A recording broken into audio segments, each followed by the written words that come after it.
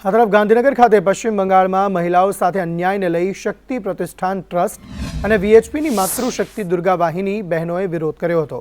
સંદેશખાલી, કૂચ બિહાર અને ઉત્તર દિનાજપુરમાં બનેલી ઘટનાને લઈ કલેક્ટરને આવેદનપત્ર આપ્યું હતું અને દોષિતો સામે કડક કાર્યવાહીની માંગ કરી હતી।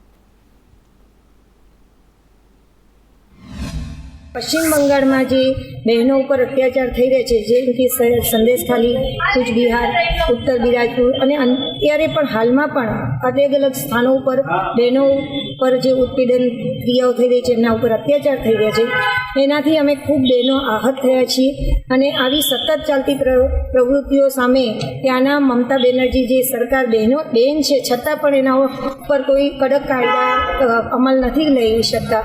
एना विरोधमां अमे अत्यारे कलेक्टरश्रीने आवेदनपत्र आपवा આવ્યા છીએ, જેથી કરીને એ જે કરે છે અત્યાચાર એને રોકે અને એના ઉપર કડક કાર્યવાહી થાય।